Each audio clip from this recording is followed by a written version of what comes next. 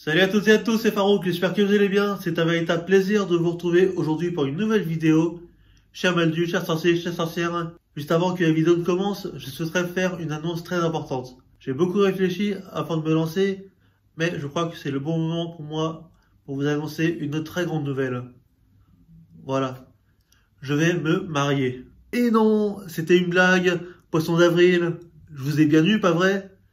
Non, je vais pas encore me marier. Je suis encore célibataire pour le moment.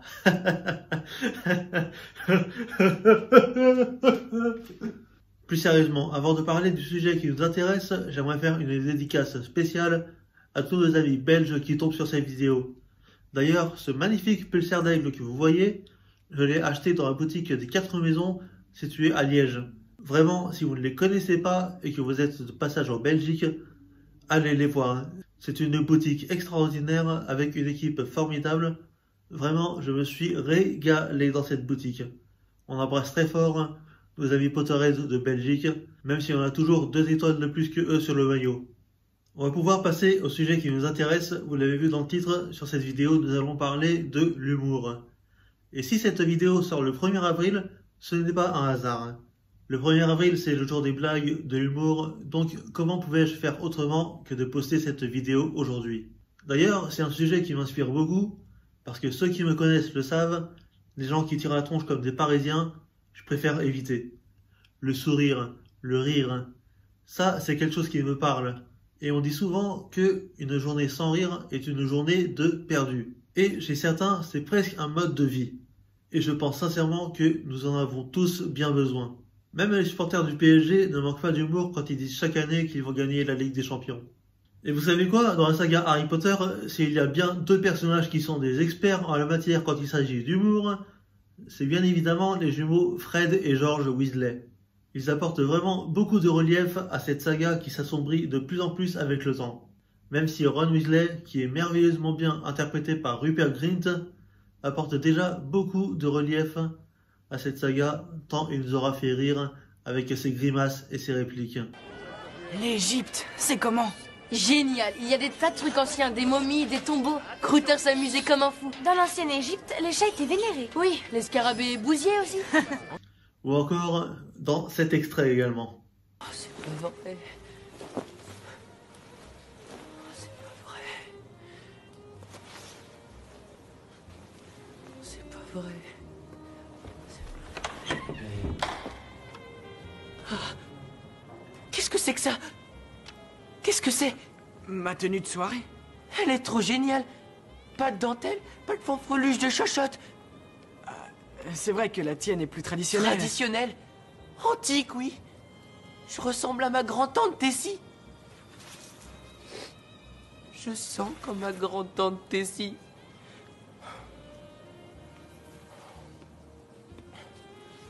Je veux mourir. Vous savez, il me faudrait beaucoup plus de temps pour rassembler toutes les scènes où Ron nous aura fait rire dans les films. Mais parlons maintenant des jumeaux Fred et George. D'abord, faisons une petite présentation rapide. Fred et George Weasley sont nés le 1er avril 1978. Ils sont les fils de Molly et Arthur Weasley, et ils ont pour grands frères Bill, Charlie et Percy, qui eux ont très bien réussi, aussi bien à l'école que en dehors. D'ailleurs, à l'école, ils ont même été préfets. Tenez, regardez un peu leur réaction lorsque Madame Weasley apprend que Ron a été nommé préfet dans le 5e livre. Je n'arrive pas à le croire, je n'arrive pas à le croire. Oh Ron, c'est tellement merveilleux. Un préfet. Tout le monde l'a été dans ma famille. Et Fred et moi, on est qui? Des voisins de palier? S'indigna George. Sa mère l'écarta et serra dans ses bras son plus jeune fils. Quand ton père saura ça, Ron, je suis fier de toi. Quelle fabuleuse nouvelle.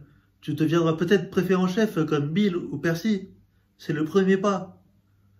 Oh, quelle joie. Au milieu de tous ces soucis, je suis enchanté. Oh, Ronnie. Derrière son dos, Fred et George faisaient semblant de vomir. Mais Madame Weasley n'y prêta aucune attention. Ce passage est tellement mythique, j'étais obligé de le mentionner. Maintenant, pour explorer un peu plus le profil de Fred et George, imaginez la pression terrible que ça doit être pour eux d'avoir 3 grands frères qui ont réussi leur scolarité et qui sont très bien rentrés dans la vie active. Pour se démarquer, plutôt que d'être trop sérieux, trop coincés, autant rire et divertir les gens. Car disons les choses clairement, leur frère Percy, tel qu'on le voit dans les livres, il est barbant, pour rester poli. Mais ce qui est encore plus impressionnant avec Fred et George, c'est qu'ils arrivent à trouver un équilibre parfait entre l'humour et tout le reste. Ils savent rester sérieux quand il le faut, ils vont même aider Harry à s'échapper de Private Drive dans le 2, et bien évidemment, comme tout être humain, ils ont des hauts et des bas. Parce que dans une famille très marginale comme les Weasley, lorsqu'ils se sont fait escroquer par Ludo Verpet, ça a dû être un calvaire car ils n'auront jamais récupéré leur argent. Mais malgré une scolarité en dents de scie, Fred et George n'ont pas manqué d'ambition. Et pour avoir de l'ambition, il faut avoir des connaissances et de la créativité. Et Fred et George n'en ont clairement pas manqué. Dans le 4e livre, Fred et George se sont même essayés à quelques expérimentations avant de lancer leur propre business. Des crèmes canaries, des nougats nés en sang, des pralinés longue langue, ou même des accessoires comme des baguettes farceuses ou des chapeaux boucliers. Faire cela demande du temps et aussi de l'argent. Et à la fin du 4e livre, Harry fera don des 1000 galions qu'il a remportés en gagnant le tournoi des 3 sorciers. Et cet argent sera très bien investi. En effet, après avoir arrêté leurs études à Poudlard d'une bien belle manière,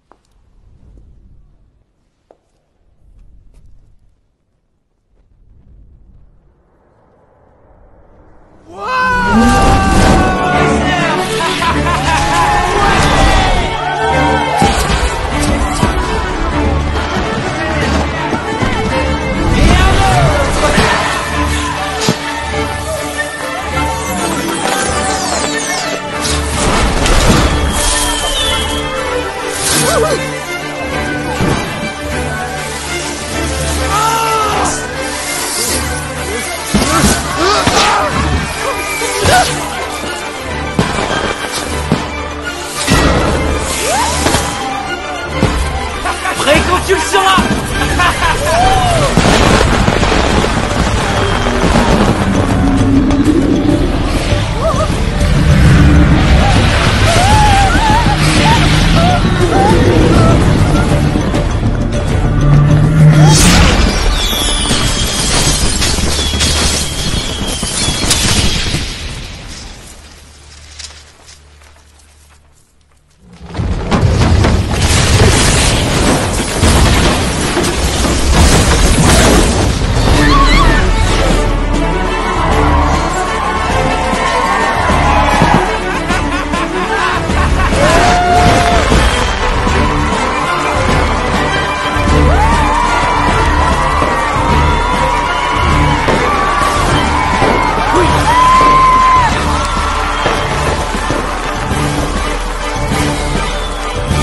les jumeaux Weasley ouvriront sur le chemin de traverse leur propre boutique de farce et attrape.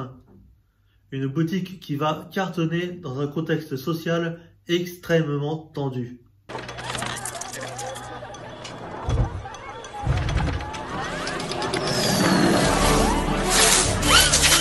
Approchez, approchez. On a des petits fours tombes de la vie, des nougats nés en sang, et pile poil pour l'école, des pastilles de gerbe. Dans le chaudron, bonhomme.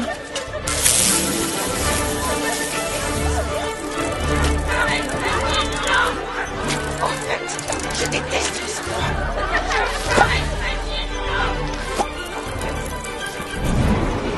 Poudre d'obscurité instantanée du Perron. C'est une vraie mine d'or, ce truc. Pratique si tu veux disparaître rapidement. Incontestablement, Fred et George apportent de la lumière, même dans les moments les plus sombres. Ce qui fait leur force, c'est que malgré les épreuves qu'ils ont traversées, tout ce qu'ils ont subi, Ils n'ont eu qu'une seule ligne de conduite, c'est le rire. À un tel point qu'ils arrivent toujours à trouver les mots pour rire dans les moments pourtant très sérieux. Potter, tu n'es pas majeur. Tu as toujours la trace sur toi. C'est quoi la trace? Si tu éternues, le ministère saura qui te mouche le nez. Il faut utiliser les moyens de transport que la trace ne peut pas détecter. Balai, sombral, etc. Nous irons par deux. Comme ça, si des mange-morts nous attendent dehors, et je pense qu'il y en aura, ils ne sauront pas qu'Harry Potter est le vrai. Le vrai Harry? Je crois que tu connais bien cette petite mixture. Non, il n'en est pas question. Je vous ai dit que ça lui plairait. Non, vous croyez que je vais les laisser risquer leur vie pour moi? Ce sera pas une nouveauté. Non, non, là c'est différent. Avaler ça, prendre mon apparence, non. Aucun de nous n'en a vraiment envie. Imagine qu'il y a un problème et qu'on reste des petits crétins binoclars toute notre vie. Et même à la fin de cette mission très périlleuse, après que George se soit pris un sortilège qui lui a sectionné l'oreille. Alors rassurez-vous, je ne vais pas plomber l'ambiance, je vous laisse juste admirer cet extrait.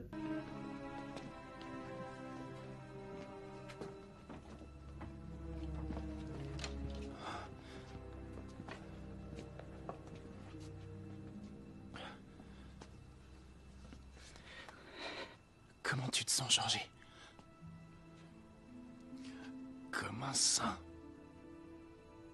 Comment? Comme un saint.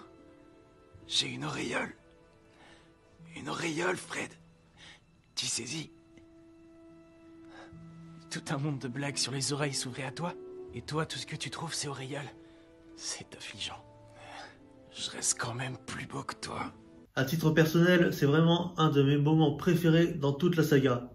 Un mélange d'humour et de tendresse dans un moment terrible qui montre bien que on peut garder son sens de l'humour même dans des terribles circonstances. Après, attention, je pense sincèrement qu'on ne peut pas rire de tout avec n'importe qui. Il y a des blagues que je me permettrai pas de faire, même si j'adore l'humour noir. Il y a parfois une limite à ne pas dépasser, et malheureusement, il n'y a qu'un seul moment dans toute la saga où Fred et George ont franchi la limite à ne pas dépasser. Dans le 5e livre, la rivalité entre la brigade inquisitoriale de Dolores Ombrage et le reste de l'école est à son apogée. La tension est à son paroxysme, et lorsque certains partisans de Dolores Ombrage retirent des points injustement aux autres maisons, Fred et George cherchent une réponse à la hauteur de la situation. Et un certain Montague, un élève de Serpentard, va en faire les frais, puisque Fred et George le feront entrer de force dans une armoire à disparaître lorsqu'il a essayé d'enlever des points à Gryffondor. À partir du moment où ils ont dépassé la limite, où la santé de Montague a été mise en danger, il n'y a clairement plus d'humour. Il n'y a que de la bêtise. Avoir le sens de l'humour, c'est bien, mais encore faut-il savoir comment l'utiliser pour ne pas blesser les autres. Le message que je veux faire passer dans cette vidéo, c'est que l'humour n'empêche pas l'équilibre. On peut apprendre en s'amusant, on peut chasser pendant un temps nos pensées négatives pour se laisser entraîner par le rire. Vraiment, rire, ça fait du bien. Je vous le dis en toute honnêteté, j'apprécie vraiment de passer du temps avec des gens avec qui on peut rire sans pour autant dépasser la limite. Les gens qui sont fermés, avec qui il est impossible de blaguer, c'est honnêtement impossible pour moi de passer du temps avec eux. Comme je l'ai dit au début de ma vidéo, nous avons tous besoin de rire. Même si je peux entendre qu'il y a des moments où on n'a pas le cœur à rire, mais gardez bien à l'esprit que l'humour et le rire ont des effets insoupçonnés sur notre santé et sur notre bien-être. Gardez la tête haute, gardez votre sourire et aussi votre sens de l'humour. Et voilà les amis, c'est tout pour cette vidéo, j'espère qu'elle vous a plu. N'hésitez pas à liker cette vidéo en masse. Dites-moi également dans les commentaires si cette vidéo vous a plu. Votre avis compte beaucoup pour moi et je prends beaucoup de plaisir à lire tous vos commentaires.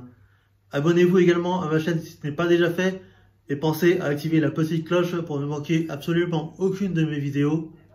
Je vous fais de gros bisous, je vous dis à très vite pour une prochaine vidéo. En attendant, prenez tout soin de vous, sinon je me fâche. Allez, ciao!